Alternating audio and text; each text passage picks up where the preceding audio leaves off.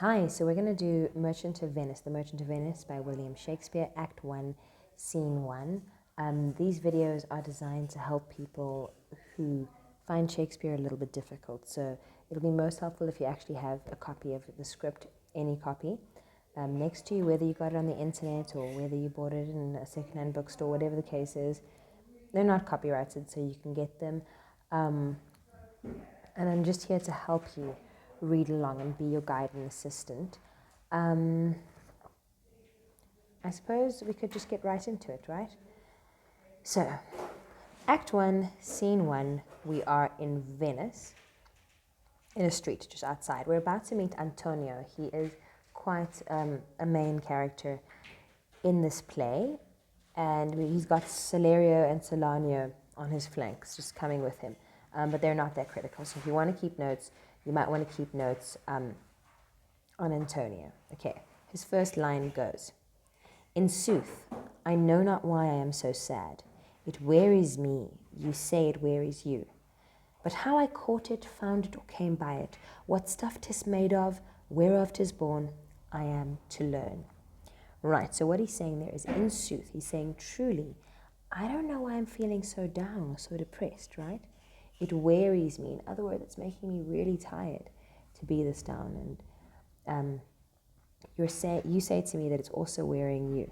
So we get the sense that Antonio is really exhausting his friends with his sadness and depression, right? And he goes, but how I caught it, where did I catch the sadness? Found it or came by it. What stuff 'tis made of, whereof it is born. Okay, he's saying, what stuff is my sadness made of? Where was it born? What was it born of, right? What gave birth to my sadness? I am to learn. So he's like, I'm still going to learn what's making me so sad. And if you have a very long space there after I am to learn, this has to do with the iambic pentameter, which I can't get into in great detail here. I do have a video on iambic pentameter where I explain it. But basically that space means that he's pausing for a while to reflect. It's I am to learn. And then he carries on. Okay. And such a want-wit sadness makes of me that I have much ado to know myself. What he's saying there is a want-wit. Want means that you're lacking something, and wit is intelligence. So when he goes, it's making a want-wit of me, he's saying, it's making such an idiot of me. The sadness is making me into a bit of a fool. And I have much ado to know myself. I've got a lot to do before I can understand why I'm even going through any of this, right? And so then his friend Salerio goes, your mind is tossing on the ocean. There where your argosies with portly sails like signors and rich burghers on the flood, or as it were the pageants of the sea, do overpeer the petty traffickers that curtsy to them, do them reverence, as they fly by them with their woven wings. Lots of beautiful imagery there. So the first thing we've just learnt about Antonio here now, excuse me for all the noises around, I'm in the middle of class. What we've learned about Salerio here now, Antonio here now, is that he is a merchant, a businessman, and that a lot of his merchandise goes on ships and it travels all over the place. So in this little, excuse the dog, there we go, in this little bit that Salerio is doing, he's essentially using a lot of personification and metaphors to describe the ships. Okay, so let's start with that. Your mind is tossing on the ocean. So he's basically saying Antonio's mind is on the ocean, right? There where your argosies with portly sail. In other words, your ships, which are laden with all of these goods, are there with portly sail. In other words, their sails are big and grand. And he compares them to signors and rich burghers. Notice there the Spanish language and the Germanic sort of language. He's kind of hinting here, the sort of Spanish or Italian, I suppose, or Latin. He's hinting at how the ships travel from place to place. So he's hinting, when he calls them signors and rich burghers, it's sort of an allusion to wealthy people in different parts of the world. Okay? like signors and rich burghers of the flood. So we know that Antonio's ships are grand. These are not like old beat up, poor looking ships. No, no, no. These ones are fairly fancy. Okay. Or as it were, the pageants of the sea. That's what he's calling the ships, pageants of the sea. Okay. Do overpeer the petty traffickers. In other words, he's calling you and me as we're walking there on the pier, the traffickers, right? He's calling us petty. We sort of don't stand out. But as his ships come onto the port, the ships kind of look at us like this. That's personification. They look at us like this, you know, because they're just so grand and elegant, right? Okay, which do overpeer the petty traffickers that curtsy to them or do them reverence as they fly by with their woven wings. So the people standing on the pier sort of look in amazement, almost curtsy to these ships. And then he's just compared the ships to people, grand people, but he also then goes on to compare them to birds. The woven wings are the sails. You know, they're woven because they're material. Got it? Got an idea? I suppose the petty traffickers could also be smaller, less significant boats, I suppose.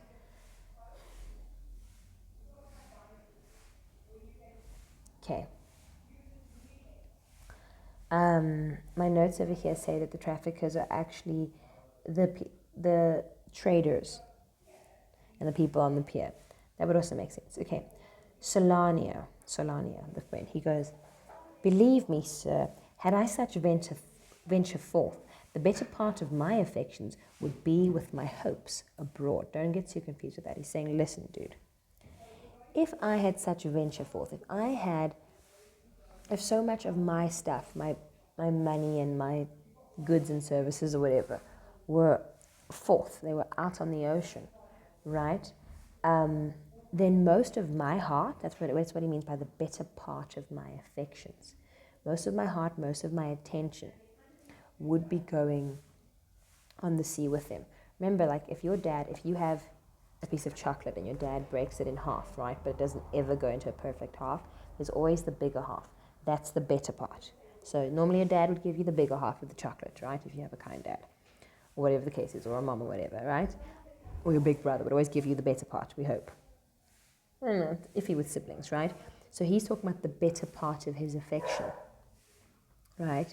He's saying most of my attention, most of my love would be out on the ocean with my stuff.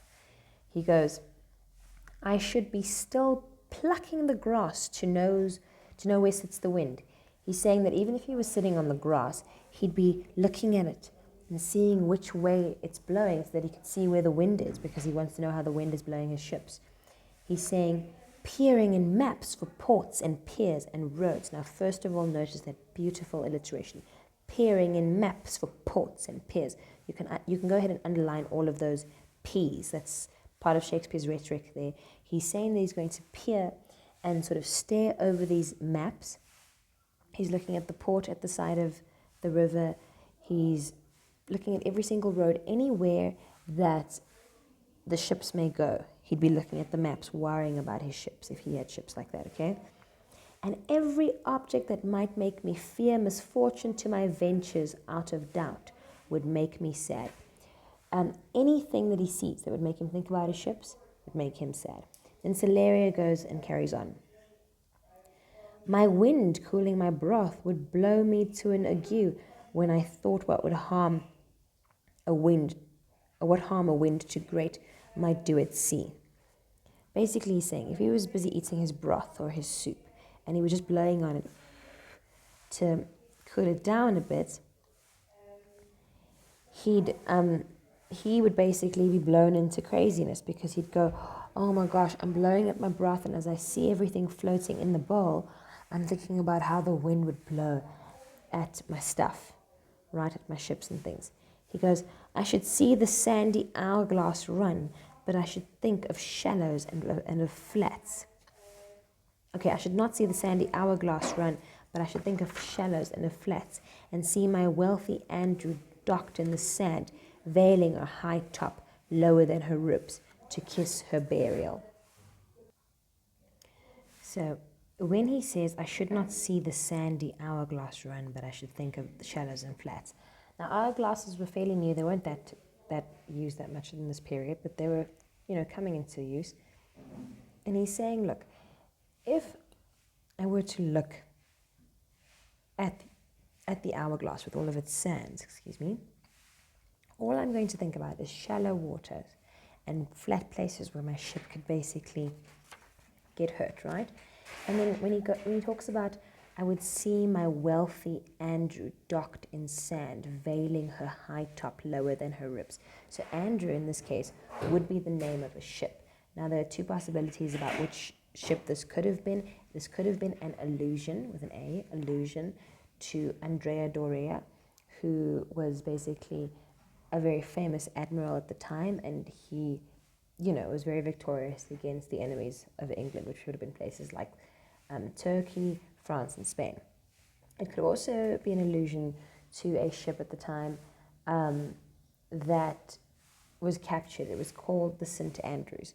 Whatever the case is, it's very likely that this is a topical allusion, which is basically stuff that was happening in their everyday world would have been in their news, essentially, right?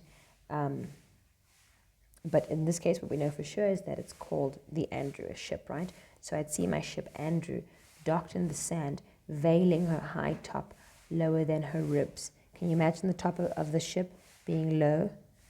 Sort of personification. Remember that they're typically called ships she. I think they still do that. Lower than her ribs to kiss her burial. Can you picture that? The high top of the ship going lower than her ribs, right? To kiss her burial, as if she's kissing the ocean.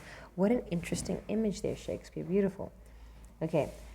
He's saying, should I go to church and see the holy edifice of stone and not bethink me straight of dangerous rocks while touching, but my gentle vessel's side would scatter all her spices to the stream and robe the roaring waters with my silt, etc., etc.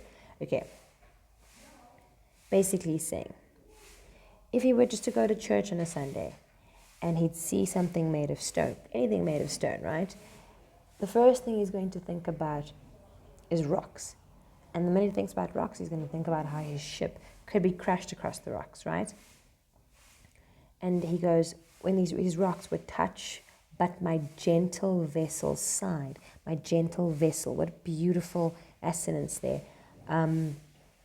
Gentle vessel being the ship, touching the ship's side, and scatter all its spices on the stream. Can you picture that? The spices, all the spices that were supposed to travel from India to wherever else, would just be scattered all over the water, right?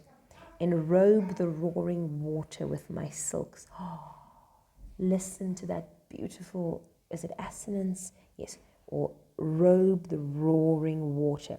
Very poetic language there. So he's saying if the silks were to fall out of the ship, they'd be floating on the water and the water would be clothed, be enrobed. Can you picture that? But listen to that device, enrobe, roar. It makes us think about the ocean going rah, rah, as we're losing these silks as they're sitting on the ocean before they sink down, okay? And in a word, but even now worthless and now worth nothing. Does that make sense? Just when somebody says one word, the ship sinks, and 1 minute there's so much money that these spices and silks are worth, but the next moment it's worth nothing. How tragic, right? Shall I have the thought to think on this? Shall I lack the thought that such a thing but chance would make me sad? He's saying, Antonio, if I were as rich as you, I mean, what else would I think about, essentially? That's the best way I can put it, right? Shall I lack the thought that there's such a thing but chance? But chance there means if something were to happen by chance, that's definitely would make me sad, okay? So now it's changing slightly. But tell not me, I know Antonio is sad to think upon his merchandise. It's going, don't even tell me anything. I know Antonio is sad thinking about his stuff. So Antonio goes, basically, believe me, no. I thank my fortune for it. My ventures are not in one bottom trusted, nor to one place, nor is my whole estate upon the fortune of this present year. Therefore, my merchandise makes me not sad. If you are taking notes, please take note of the fact that Antonio is not worried. He's a good investor. He hasn't put all his eggs in one basket. He's saying, I'm very grateful for all the money that I have. My ventures are not in one bottom trusted. That means I haven't just put all of my money into one ship.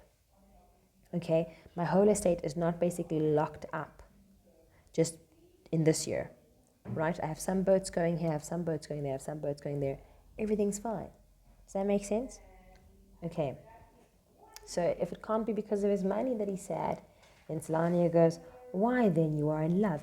And immediately, and we know it's immediately because if you see how the line, if you have the iambic pentameter written down properly in your book, you'll see that there's a long space before he goes, fi, fi. If you're South African, you will understand that fi is a lot like our word sis. If you're not South African, there is no modern English equivalent to sis. But basically, fi is like, it's a thing of disgust. It's sort of like saying, rubbish, nonsense, you know? Sort of, how dare you, right? So he goes, why then you are in love? Fi, how dare you say I'm in love, right? And Antonio goes, not in love neither. Then let us say you are sad because you are not married. Okay, they're going, look, if you're not worried about your money and you're not in love, then you're just sad because you're sad. Thank you very much. And twere is easy. So basically, we're going to say that you're sad because you're not happy, and it's as easy as that. For you to laugh and leap and say you are merry because you are not sad. Does that make sense? He's going, it would be easy for you to say, for you to laugh and leap. I mean, I think you all know what laugh and leap is. Laugh and jump around. And to say, hey, I'm just happy because I'm happy. Well, you're sad because you're sad. Please underline the two L's there in laugh and leap. That is alliteration. Okay?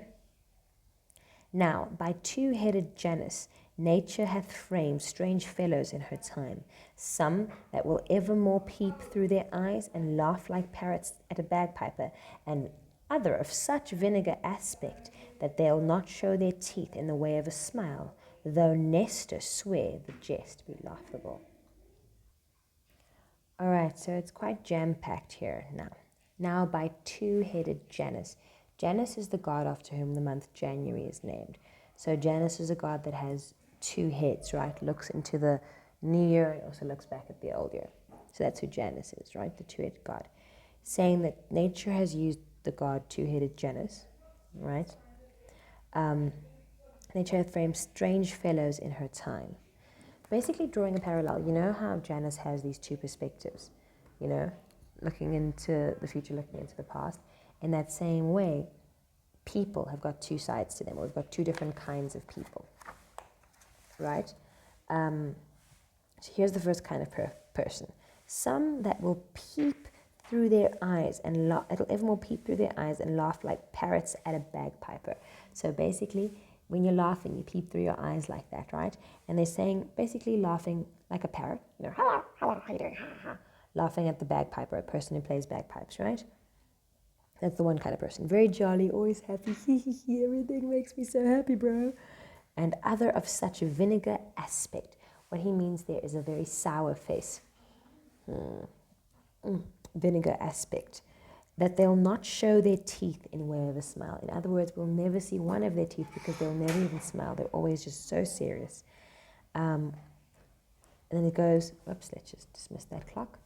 Then it goes, though Nestor swear the jest be laughable. Sorry about that, one of my kids interrupted. So we're speaking about parrots laughing at a bagpiper. I think that's a pretty easy image to understand. And then he goes, some people have such vinegar aspect, such a sour face, that they'll not show their teeth by way of a smile, though Nestor swear that jest be laughable. So Nestor was a very old Greek hero. So as such, he had a reputation for being very serious. So like, even if somebody as serious as Nestor would tell some of these vinegar people the joke is funny, the joke isn't. Now we're going to stop here in a little bit. Let's just do this last little bit. So they change the subject and they go, here comes Bassanio, your most noble kinsman.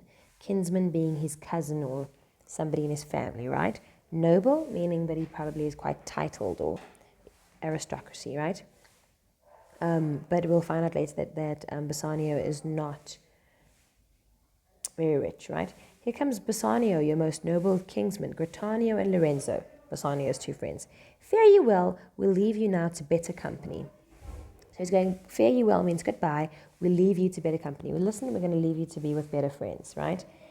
And And Celerio finishes up and goes, I would have stayed till I had made you merry, if worthier friends had not prevented me. He's like, look, I would have stayed and tried to cheer you up, but look, here's some better people. Maybe they'll make you happier, right? And they're going, look, I suck, but look, here's some cool people. They're going to cheer you up. But Antonio goes, your worth is very dear in my regard. I take it your own business calls on you, and you embrace the occasion to depart. He's saying, look, you guys are not unworthy, right? Because I think it was Celerio, or was it Celerio that just called himself, Celerio, just called himself unworthy. Antonio's like, look, you're awesome. You are worthy, right? You're a great guy, and I respect you very much. But I'm pretty sure your own business is calling you.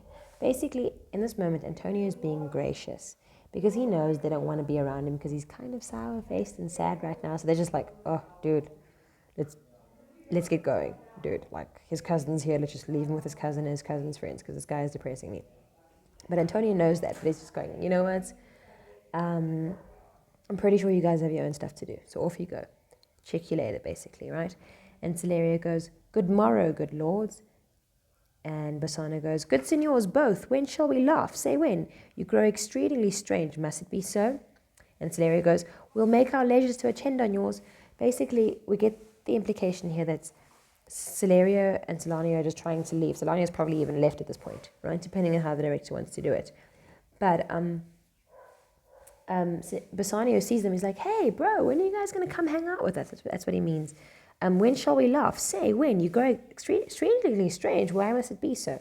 In other words, when he says you grow exceedingly strange, he's like, guys, are we ever going to hang out? And he's like, why are you guys being so weird, bro? Why are you guys off?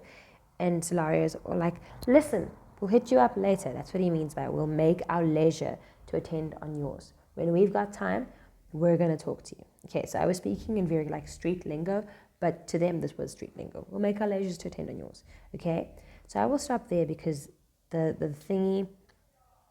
pace of the scene now shifts. We've met Bassanio, another important character to the story, right? This story is going to be a tragic comedy, and it's going to have two parts to it. The one part is going to be quite depressing and stark and sad, and the other part's going to be quite happy and romantic. And it's going to have a very sort of weird ending, okay? But basically, in a way, Bassanio is kind of the main character of the happy part in a way, and Antonio is kind of one of the main characters of the sad part, okay, the sad and comfortable part. But we'll get into that. It gets deep. I hope you guys have enjoyed that. I hope it's been helpful. Let me know in the comments if you prefer watching me in my face rather than me showing it to you on the screen. I thought maybe that's confusing. Anyway, thank you so much.